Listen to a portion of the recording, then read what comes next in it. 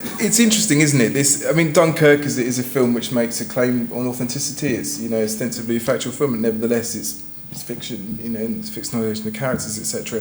So, Andy, do you think that fiction has a role in shaping memory, or should we dismiss or engage these forms?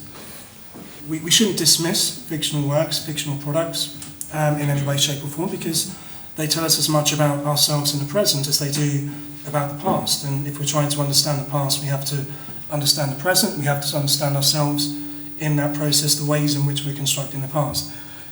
We definitely should not be relying on fictional works to develop our historical knowledge, our historical understanding.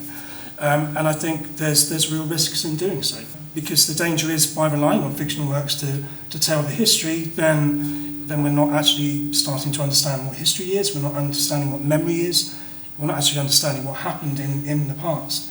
And it's also, finally, I think it's dependent on our capacity to develop our critical faculties, to actually think about what am I reading, where does it come from, what's this person's position, so on and so forth, and that seems elemental.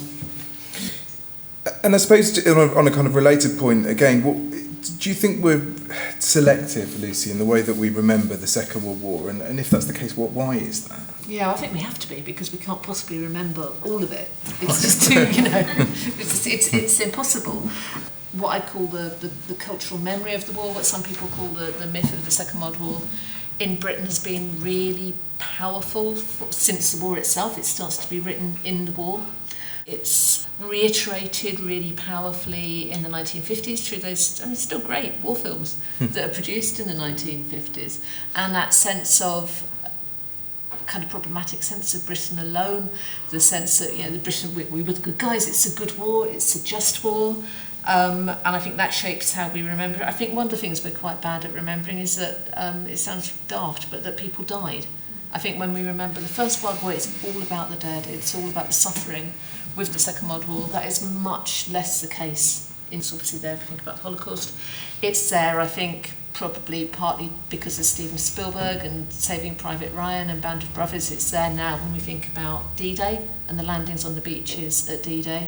It's not very present still in other memories of the war, which I think is interesting. I'm interested as to what you think is a museum's challenges or responsibility is for creating memory, particularly within the so-called post-truth age. I think that the role of institutions like this today is probably more critical. You're still widely trusted as reliable, as trustworthy.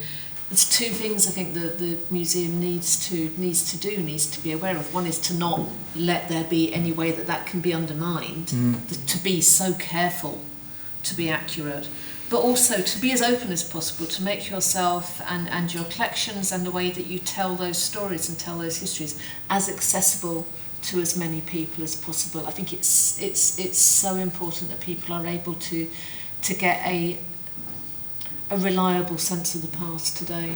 I completely agree in terms of the critical role now. Where we are, museums need to be transparent, they need to be self-aware, they need to in this kind of post-truth age, and to have that kind of reflexivity which a visitor coming to an exhibition is then going to know that they're not seeing the past in front of them, they're seeing a representation of it, but one which is based on research, which has rigour, which is robust, all of those things. So that degree of transparency. Having said that, I think there's also a call for museums to, whilst they're being transparent and self-aware, they also need to be assured and they need to be self-confident. And then to offer that authoritative voice to those people who, in this so-called post-truth age, are actually looking for someone who they can respect and actually learn from and be guided through something that's complex and something that's not straightforward. So museums have a critical role.